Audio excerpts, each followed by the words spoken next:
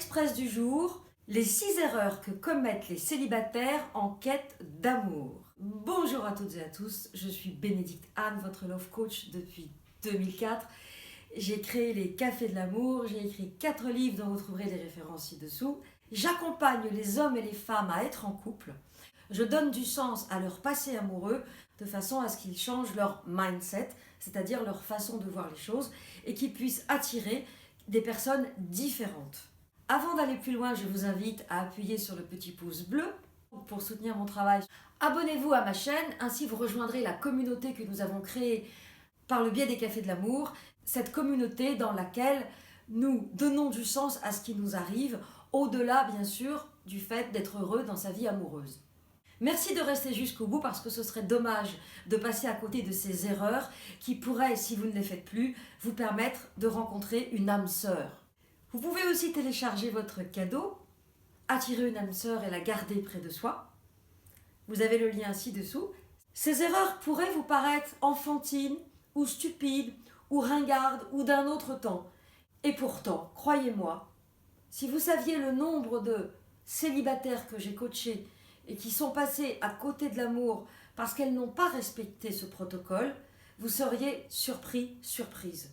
Si vous mettez en place ce que je vous propose, je peux vous assurer que vous perdrez beaucoup moins de temps dans des relations condamnées. Ces erreurs, vous les avez faites longtemps parce que vous ne saviez pas. On ne vous a pas appris à l'école comment ça fonctionne les relations amoureuses et on vous a encore moins appris ce qu'est devenu aujourd'hui la jungle des rencontres.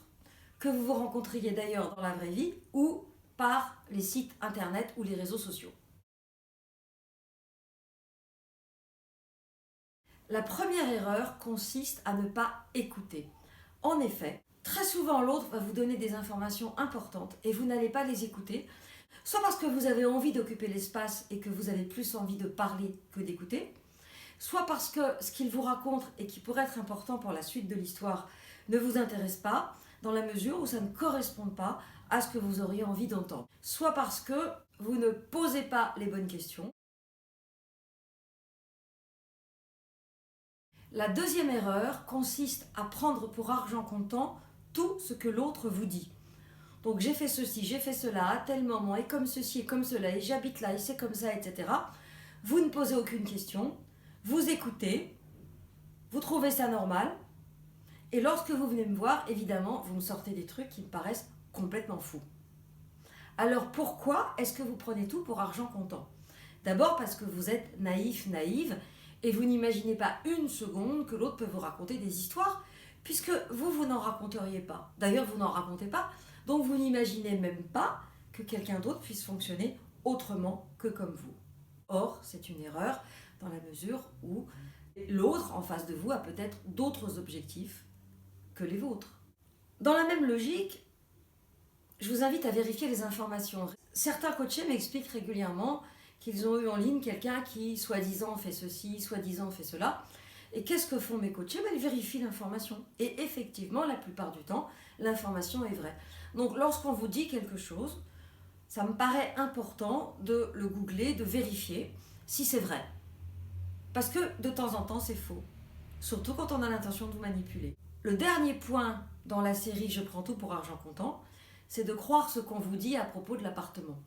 Quelqu'un qui ne veut pas, pour 1000 prétextes, vous emmener chez lui ou chez elle, cache quelque chose. Peu importe si c'est une histoire de crasse, si c'est une histoire d'encombrement, si c'est une cohabitation, mais ça n'est pas clair. Donc de toute façon, visiter l'appartement de l'autre fait partie, j'ai envie de dire, des préliminaires, bien avant de se toucher. La troisième erreur consiste à mettre tous ses œufs dans le même panier. Pourquoi ? Parce que vous allez rencontrer quelqu'un qui va vous plaire, ça se passe bien, il y a du feeling, vous ne l'avez même pas vu que déjà vous craquez, vous le voyez, c'est encore plus extraordinaire, et cette personne va disparaître. Dans la même veine, certaines coachées vont commencer à s'investir émotionnellement avec des personnes qui les intéressent et perdre toute objectivité, tout recul, et devenir amoureuses en une fraction de seconde. Donc si vous tombez amoureuse en une fraction de seconde, vous devenez un loukoum dépendant, ce qui fait qu'en face de vous, la personne se dit, mais qu'est-ce que c'est que ce loukoum dépendant? Est-ce que j'ai envie d'être dans une relation avec un loukoum dépendant? Non, bien sûr. Donc, si vous avez tous vos œufs dans le même panier, qu'est-ce qui va se passer?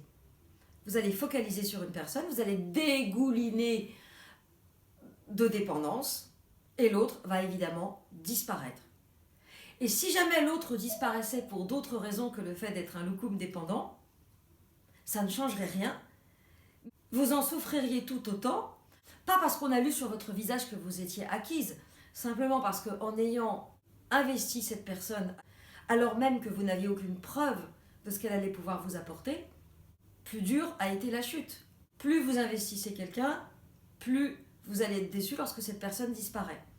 Alors que si vous avez plusieurs personnes qui vous intéressent, vous serez moins affecté. Alors vous allez me dire, oui mais c'est pas facile. Bah, si vous bougez, si vous mettez de l'énergie sur les rencontres, il va se passer des choses, toujours. Sauf que vous, quand vous focalisez sur une personne, vous avez tendance à ne plus rien voir du reste du monde. Et après, il vous faut au moins une semaine, voire 3 semaines, pour retrouver la même joie, le même élan.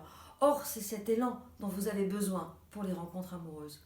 Parce que l'autre va sentir que vous y allez en étant un peu aigri, déçu, ou en tout cas que vous avez tellement la trouille que ça se passe mal, que ce que vous dégagez n'est pas très encourageant.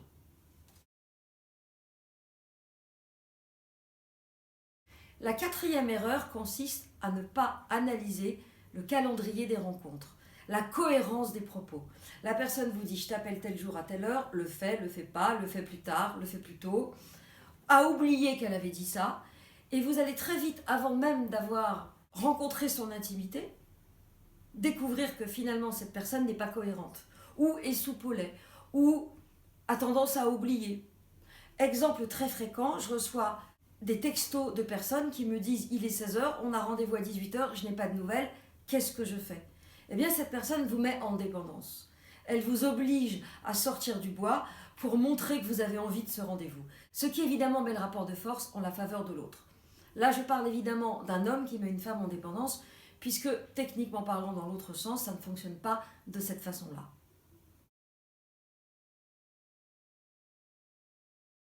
La 5e erreur la plus souvent commise, c'est de ne pas se respecter et du coup de ne pas se faire respecter. Je vous donne plusieurs exemples. Vous avez rendez-vous, vous prenez un café et l'autre va vous faire payer votre café. Si un homme n'est pas capable de payer un café ou même un verre la première fois, c'est que soit il est radin, soit c'est qu'il en a payé trop, soit qu'il en paie trop, et de toute façon ça commence mal. On va pas faire une vidéo ici sur qui doit payer et quand, mais c'est vraiment important de vérifier si l'autre a quand même cette capacité, puisqu'il a envie d'aller plus loin avec vous, de vous inviter et de vous mettre à l'aise. L'autre point que j'entends souvent, c'est que la personne qui vous intéresse va vous parler de son ex tout le temps ou lors de chaque rendez-vous. C'est très irrespectueux de parler de son ex à la personne que vous êtes en train de séduire. Si l'autre vous parle de son ex, c'est qu'elle est encore très présente, comme un fantôme qui flotte au-dessus de vous. Enfin, et ça me paraît essentiel, dans la série Se respecter, figurez-vous qu'une de mes coachées s'est fait embrasser à la fin de la première date, ce qui était déjà un peu rapide, mais bon, soit. Et le gars commençait à la ploter. Messieurs, c'est très irrespectueux de ploter une femme la première fois. Quant à vous, mesdames, j'en ai vu plusieurs qui n'osaient pas repousser la main. Elle, ma coachée, heureusement, a dit « Non mais attends, qu'est-ce que tu t'imagines ?» etc. Et cet homme-là qui lui avait dit par écrit, par téléphone, pendant le rendez-vous qu'il cherchait l'amour, lui a 3 jours plus tard envoyé un texto comme quoi finalement il se rendait compte qu'il n'était pas prêt à s'engager, gna gna gna gna gna.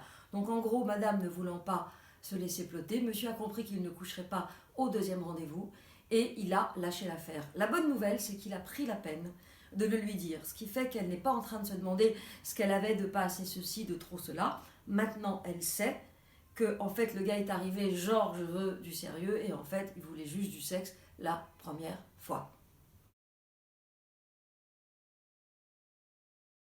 La 6e erreur commise par beaucoup de célibataires, c'est de coucher la première nuit. Évidemment pour les femmes, on sait que coucher la première nuit, ça laisse moins le temps d'avoir envie de vous découvrir, ça ne laisse même pas le challenge de vous séduire. Et surtout, comme a dit un de mes coachés, qui pourtant est un gentil garçon, il s'est fait carrément violer, entre guillemets, par sa date d'une application de rencontre. Et il lui a dit, ça a été beaucoup trop vite pour moi. En plus, la fille est arrivée avec une bouteille de vin, donc il était en plus torché. En conclusion, coucher la première nuit pour un homme qui a vraiment envie de construire, c'est risquer de se dire finalement, ça a été trop vite, je ne m'y retrouve pas. Quant à vous, mesdames, vous avez peut-être été tellement facile les dernières années que certains hommes ont l'impression que s'ils ne couchent pas la première fois, ils ne pourront pas réfléchir à la suite de la rencontre. Eh bien non. Respectez-vous et faites-vous respecter. Si cet homme a vraiment envie de vous connaître, il prendra le temps. Et là, j'ai plein de coachés qui sont au 4e, 5e, 6e rendez-vous. Ça se passe très bien. Le monsieur est parfaitement bien élevé, il ne sait rien. Il vole une main, il vole un baiser, il fait des projets. Donc, des hommes prêts à construire, qui ne sont pas des loups en rut, prêts à imposer la saillie à sa proie, il y en a plein. Si vous souhaitez aller plus loin, vous trouverez le lien vers ma formation en ligne, Attirer une âme sœur et la garder près de soi, qui vous explique comment mettre en place une stratégie, un entonnoir pour que la personne qui arrive dans votre vie soit la bonne personne. Merci d'avoir suivi cette vidéo jusqu'au bout et à bientôt pour un prochain Conseil Express.